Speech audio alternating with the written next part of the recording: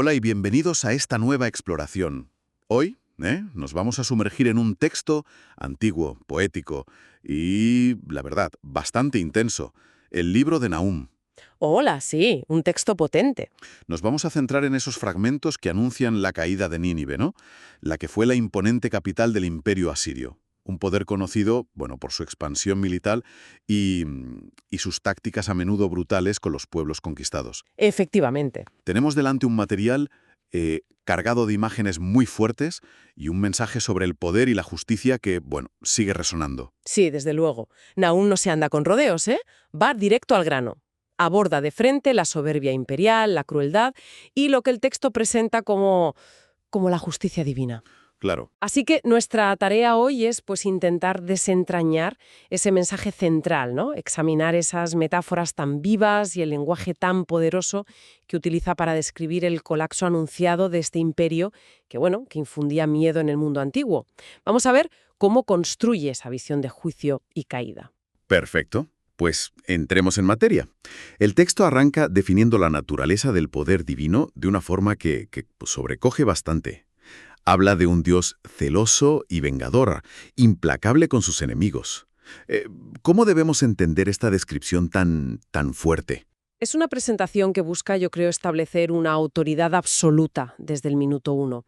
Pero es interesante porque junto a esa imagen de venganza, de implacabilidad, el texto añade matices importantes casi enseguida. Así, Sí, se le describe también como lento para la ira, pero grande en poder. Y se enfatiza que no deja sin castigo al culpable. Hay una tensión ahí, ¿sabes? Entre una paciencia fundamental, digamos, y una justicia que parece ineludible. Y esa grandeza en poder se ilustra de una manera muy visual, ¿verdad? A través del dominio sobre la naturaleza. Las imágenes son casi cósmicas. Exactamente. El texto quiere dejar clarísimo que este poder trasciende lo humano. Leemos que Dios camina en el huracán y en la tormenta, que las nubes son el polvo de sus pies. Son metáforas que evocan una escala, bueno, inmensa. Sí, sí. Y sigue describiendo cómo reprende y seca el mar, evapora ríos, cómo su presencia hace que la vegetación más frondosa, menciona a Basán, el Carmelo, el Líbano, se marchite. Las montañas y las colinas tiemblan, la tierra misma se agita ante él. Es tremendo. Es una demostración de fuerza, abrumadora. Si la propia naturaleza reacciona así, ¿qué queda para los seres humanos o incluso los imperios más poderosos de la época? Esa es justo la conclusión a la que nos quiere llevar el texto. Utiliza la naturaleza como medida de este poder divino para luego plantear la pregunta retórica clave, ¿no? ¿Quién podrá resistir su indignación? ¿Quién podrá soportar el ardor de su ira? Claro. Compara su furor con un fuego tan intenso que llega a resquebrajar las rocas.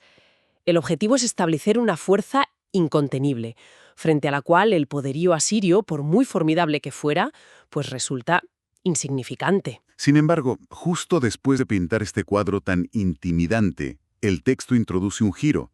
En el versículo 9-7 dice, «Bueno es el Señor, es refugio en el día de la angustia y conoce a los que en Él confían». ¿Cómo encaja esta idea de refugio con la imagen del Dios vengador que acabamos de ver? Es que es la otra cara de la moneda. Y es fundamental para entender el mensaje completo, creo yo. No se trata solo de un poder destructor, indiscriminado. Según Nahum, para aquellos que se consideran oprimidos y que ponen su confianza en este poder divino, esa misma fuerza se convierte en protección, en un baluarte seguro. Entiendo. Esta dualidad es crucial. Un juicio severo para los que ejercen la crueldad y la opresión, pero también esperanza y amparo para sus víctimas. Y el foco principal del libro es precisamente ese juicio contra los opresores, encarnados en Nínive. La sentencia es clara, una destrucción total. La describe como una inundación arrasadora y una persecución aún en las tinieblas. Vamos, que no hay escapatoria posible. Efectivamente. Y la acusación que justifica esta sentencia es específica. El versículo 1:11 señala a Nínive como el origen de tramas malvadas y consejos perversos contra el Señor. O sea, desde la perspectiva del profeta, esta destrucción no es un acto arbitrario, sino una consecuencia directa de las acciones del imperio asirio, de su política y su desafío a un orden superior, digamos. El decreto de destrucción es sorprendentemente detallado, casi personal contra la ciudad y su legado. Habla de que no tendrá descendencia, que perpetúe su nombre, que sus ídolos serán arrancados de los templos y que se le preparará una tumba por ser infame. Suena a una aniquilación total, no solo física, sino también cultural, simbólica. Así es. Busca transmitir la idea de un fin absoluto, de un borrado de la historia. Pero, como decíamos antes, este juicio sobre Nínive tiene una contraparte. Ah, cierto. Mientras se decreta la ruina para la capital asiria, se ofrece una promesa de liberación a los que han sufrido bajo su dominio, presumiblemente el reino de Judá. El texto dice: «Aunque te he afligido, no te afligiré más. Voy a quebrar el yugo que te oprime, voy a romper tus ataduras». La caída de uno es la liberación del otro. Esa conexión es muy potente, sí. Y el final de ese primer capítulo culmina con una imagen de esperanza muy, muy vívida. El mensajero que corre por los montes trayendo buenas nuevas, proclamando la paz porque el invasor malvado ha sido finalmente destruido. Es un llamado a la celebración para Judá, ¿no? La luz al final del túnel. Una imagen de alivio, desde luego, que contrasta fuertemente con lo que viene justo después, la descripción gráfica de cómo se va a producir esa caída. El capítulo 2 arranca con lo que parece una llamada irónica a Nínive. Sí, eso me llamó la atención. Dice: «Monta guardia en la fortaleza, vigila el camino, renueva tus fuerzas, refuerza tu poder». Sabiendo lo que se ha dicho antes sobre el poder divino, esta llamada suena casi a burla, ¿verdad? Tiene todo ese tono, sí. Como diciendo, prepárense todo lo que quieran que no va a servir de nada. Y el texto da una razón para este ataque inminente, una razón ligada a la restauración. Exacto. Dice: «El Señor restaura el esplendor de Jacob como el esplendor de Israel, que habían sido previamente devastados por destructores». Una alusión clara a las campañas asirias. Y entonces pasamos a la descripción del ejército atacante. Es increíblemente visual, casi cinematográfica. Totalmente. Habla de escudos teñidos de rojo, guerreros vestidos de escarlata, carros que relucen como fuego en el día de la preparación, lanzas que se blanden amenazadoramente. Se busca transmitir la sensación de un asalto imparable y aterrador. Exacto. Y describe el caos que se desata dentro de la ciudad. Carros que se lanzan desbocados por las calles y las plazas comparados con antorchas encendidas, moviéndose como relámpagos.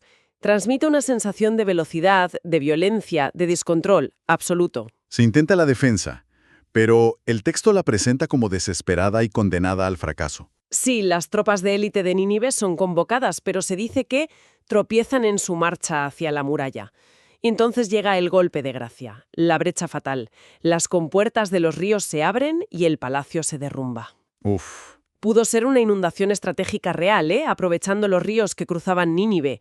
O quizá una metáfora del colapso total de sus defensas, no lo sabemos seguro. Las consecuencias descritas son inmediatas y terribles. La ciudad es desnudada, expuesta, su población llevada al exilio. Menciona a las criadas del palacio gimiendo como palomas, golpeándose el pecho en señal de duelo profundo. Es la imagen de la humillación y el lamento colectivo. Y utiliza una metáfora muy poderosa para describir la desbandada. Compara a Nínive con un estanque cuyas aguas se escapan, irremediablemente. Aunque se grite «deténganse, deténganse», nadie hace caso. La huida es imparable. Es la disolución completa de la estructura social y militar que sostenía la ciudad. Y claro, tras la derrota viene el saqueo. La orden es directa. Saqueen la plata, saqueen el oro. El imperio que había acumulado riquezas inmensas a través de sus conquistas, ahora es víctima del mismo expolio. ¿Sí? Y el texto subraya que hay tesoros sin fin, riquezas de toda clase de objetos preciosos. Enfatiza la magnitud de lo que se pierde. El cuadro final de esta sección es de desolación absoluta, vacío, desolación, destrucción, y describe el impacto físico y psicológico en los habitantes. Corazones que desfallecen, rodillas que tiemblan, todos los lomos se estremecen, todos los rostros palidecen. Es el retrato del colapso total, físico y anímico. ¿Y justo aquí? Justo aquí el texto introduce una de las metáforas más famosas y potentes del libro, ¿verdad? Nínive como una guarida de leones. Esto es realmente fascinante. ¿Qué simboliza exactamente? Sí, es una imagen potentísima. El profeta pregunta retóricamente: ¿dónde está ahora la guarida de los leones? ¿El pastizal de los leonchillos? A ver, el león era un símbolo muy importante del poder real y militar asirio. Ah, claro. De hecho, Los relieves de los palacios asirios a menudo representaban al rey cazando leones o escenas con leones, simbolizando su dominio, su ferocidad. La guarida es Nínive, vista como un lugar seguro, inexpugnable, desde donde lanzaban sus ataques. El texto recuerda explícitamente esa imagen depredadora. El león despedazaba para sus cachorros y estrangulaba para sus leonas, llenaba de presas sus cavernas y de botín sus guaridas. Es una descripción cruda de la política imperial asiria, acumular poder y riqueza a costa de someter a otros pueblos. Pero esa era pasada se termina, abruptamente, con una confrontación divina directa. El texto proclama: «Heme aquí contra ti», declara el Señor de los ejércitos, y detalla cómo se invertirá ese poder. Los carros de guerra, símbolo de su fuerza militar, serán reducidos a humo. Los leoncillos, la futura generación de líderes o guerreros, morirán a espada. Vaya, Se pondrá fin a sus rapiñas, sus conquistas y saqueos, y la voz de sus mensajeros, sus emisarios diplomáticos o recaudadores de tributos, será callada para siempre. La fiera imperial ha sido cazada, básicamente. el capítulo 3 arranca con otro lamento, un ay dirigido directamente a Nínive, que parece resumir las causas de su condena. Vuelve a llamarla ciudad sanguinaria, toda llena de mentira y de rapiña que no suelta la presa. Son acusaciones morales muy duras que justifican el juicio. Y de nuevo, la descripción de la batalla final recurre a imágenes auditivas y visuales, tremendamente vívidas. Intenta sumergirnos en el caos del asalto. Oímos el chasquido del látigo, el estrépito de las ruedas, el galopar de los caballos, el traqueteo de los carros. Se oye casi. Sí, y vemos la carga de la caballería, el flamear de las espadas, el centellear de las lanzas. Y el resultado, aterrador. Multitud de heridos, montones de muertos, cadáveres sin fin. Es una escena de carnicería sin paliativos. En medio de esta descripción, el texto introduce otra razón moral para la caída, usando una metáfora muy fuerte y, quizás para nuestra sensibilidad hoy, un poco chocante. Compara a Nínive con una prostituta de hermosos encantos, maestra en hechicerías, que esclavizaba a las naciones con sus prostituciones y a los pueblos con sus hechicerías. ¿Cómo debemos interpretar esta imagen? Es una metáfora potente, sí, y provocadora. Probablemente no se refiere a la prostitución literal en un sentido amplio, ¿sabes? Sino que utiliza esa imagen para denunciar las prácticas políticas y económicas de Asiria. Ah, vale. Las prostituciones podrían aludir a las alianzas políticas engañosas, a la atracción cultural o religiosa, la idolatría, desde la perspectiva del profeta, que utilizaba para seducir y luego dominar a otras naciones. Y las hechicerías, pues podrían referirse a sus tácticas diplomáticas retorcidas, su propaganda o la intimidación psicológica que ejercía. Entendido. Es una forma de decir que su influencia era seductora, pero al final destructiva y basada en el engaño. Y el juicio por esta prostitución simbólica es descrito como una humillación pública extrema. Extremadamente gráfica. Dios declara en el texto: «También yo descubriré tus faldas hasta tu rostro, y mostraré a las naciones tu desnudez y a los reinos tu vergüenza». Es una imagen de exposición total, de despojo de toda dignidad y honor ante el mundo. ¡Qué fuerte! Y continúa diciendo que arrojará inmundicias sobre ella, la tratará con desprecio y la convertirá en un espectáculo. La idea es que su caída sirva de advertencia universal. La que antes seducía y dominaba, ahora será objeto de repulsión y escarnio. Y además dice, sin que nadie la compadezca. Para reforzar la idea de que esta caída es inevitable y merecida, el profeta utiliza una comparación histórica muy interesante. Pregunta directamente a Nínive, ¿eres tú acaso mejor que Tebas? Tebas, la gran ciudad egipcia, conocida como No Amón en hebreo, que había sido una potencia mundial formidable en su día. Exacto. El profeta recuerda la antigua fortaleza de Tebas, su ubicación estratégica junto al Nilo, que le servía de muralla acuática, sus defensas aparentemente inexpugnables y sus poderosos aliados. Menciona a Cus, Egipto, Fut y Libia. Tebas era como el arquetipo de ciudad poderosa e invencible. Pero entonces viene el recordatorio crucial. A pesar de toda esa fuerza, Tebas cayó. Nahum evoca su terrible destino. Sí, dice, también ella fue llevada al destierro, fue al cautiverio. También sus niños fueron estrellados en las encrucijadas de todas las calles. Sobre sus nobles echaron suertes, y todos sus grandes fueron aprisionados con grillos. Una descripción brutal de su destrucción. Uf, qué imagen. El paralelismo que establece es directo y demoledor. El mensaje para Nínive es claro.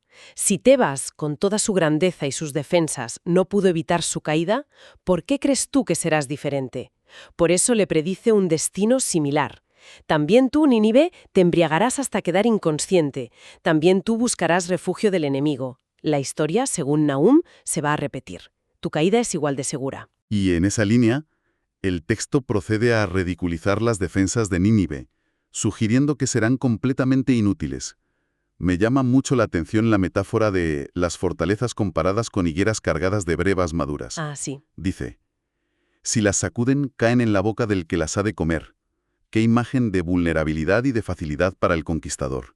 Es una imagen que subvierte completamente la idea de fortaleza, ¿verdad? Sugiere una debilidad intrínseca, una madurez para la caída. Y continúa en esa línea describiendo a las tropas defensoras como si se comportaran como mujeres. Bueno, una forma de decir que carecen de valor combativo en ese contexto cultural. Las puertas del país abiertas de par en par al enemigo, las trancas de las puertas consumidas por el fuego. La resistencia se presenta como inexistente o ya vencida desde dentro. Incluso los preparativos de última hora que Nínive pudiera intentar son descritos con una profunda ironía. Les dice, saca agua para el asedio, refuerza tus fortificaciones, métete en el lodo, pisa la arcilla, repara el horno de ladrillos. Parece una descripción realista de preparativos, pero el tono sugiere que es un esfuerzo completamente vano. Exactamente, porque la sentencia ya está dictada. Inmediatamente después de describir esos preparativos, afirma: allí mismo te consumirá el fuego, te exterminará la espada, te devorará como la langosta. O sea, la destrucción la alcanzará en medio de sus intentos por defenderse. Es implacable. Y usa esa imagen de la plaga de langostas para enfatizar la totalidad de la devastación, sin importar cuánto intenten multiplicarse sus habitantes o sus defensas. Y esa imagen de la langosta se extiende de forma interesante a otros componentes del poder asirio, sus mercaderes y sus oficiales. Sí, eso es curioso.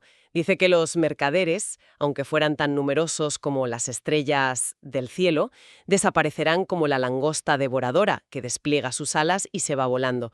Y los guardianes y oficiales son comparados con enjambres de langostas que se posan en los muros cuando hace frío, pero en cuanto sale el sol y llega el calor, o sea, el peligro real, huyen sin dejar rastro. Vaya. Lo que se subraya aquí es la fragilidad y la falta de lealtad de la estructura que sostenía el imperio. Sus agentes económicos y militares, que parecían tan numerosos y sólidos, resultan ser transitorios y, bueno, oportunistas. Ante la adversidad real, abandonarán la ciudad a su suerte. Demuestra que el poder asirio no tenía una base profunda o leal, según el texto. El mensaje final del libro se dirige explícitamente al rey de Asiria, y es una conclusión sombría y definitiva. Describe a sus pastores, sus líderes, sus generales, durmiendo, a sus nobles descansando en la muerte o la inacción, mientras el pueblo está disperso por los montes como ovejas sin pastor, sin nadie que los reúna. Es el colapso total del liderazgo y la cohesión social. Y la afirmación culminante es terrible en su finalidad. No hay remedio para tu herida, tu llaga es incurable. Según la visión profética de Nahum, no hay posibilidad de recuperación para el imperio asirio. Su caída será definitiva, permanente. Y el texto no predice luto ni compasión por parte del resto del mundo. Al contrario, afirma que todos los que oyen la noticia aplauden por tu desgracia. Una reacción que podría parecer cruel, pero que el texto justifica de inmediato. La razón última de la condena y de la reacción del mundo. La percepción de que el imperio asirio había ejercido una crueldad sistemática y persistente sobre todos los pueblos que estuvieron bajo su alcance. Su caída, por tanto, es vista como una liberación colectiva. Entonces, recapitulando un poco esta intensa exploración de Nahum, hemos visto la proclamación de un juicio divino presentado como inevitable, implacable, contra el opresivo imperio asirio y su capital, Nínive. Un juicio descrito con imágenes impactantes, casi cinematográficas, de asedio, destrucción, humillación y colapso total. Hemos analizado también esa dualidad constante en la presentación del poder divino, según el texto, ¿verdad? Por un lado, una fuerza destructora y vengadora contra la arrogancia, la mentira, la crueldad, pero por otro lado, un refugio seguro y una fuente de esperanza para aquellos que se consideran sus víctimas y confían en él. La idea clave que parece resonar a lo largo de todo el libro es el énfasis en la justicia, entendida claro desde la perspectiva profética como una respuesta a la opresión, y las consecuencias que, según Nahum, acarrea inevitablemente el poder ejercido con brutalidad y soberbia. Las imágenes son tan potentes que realmente nos hacen sentir la magnitud de esa caída imperial. Y eso nos deja con una reflexión interesante para el presente, ¿no crees? Al contemplar esta descripción tan cruda de la caída de un imperio que se creía invencible, basada en su propia crueldad y arrogancia, pues inevitablemente surgen preguntas. ¿Qué ecos encontramos hoy en las dinámicas globales de poder, en la búsqueda de justicia, en la exigencia de rendición de cuentas para aquellos que ejercen el poder de forma abusiva? Una pregunta profunda, sí, para seguir meditando. ¿Cómo resuenan hoy estos antiguos mensajes sobre el juicio a los poderes terrenales, especialmente cuando parecen intocables o demasiado grandes para caer? Sin duda, Nahum nos ofrece mucho material para la reflexión.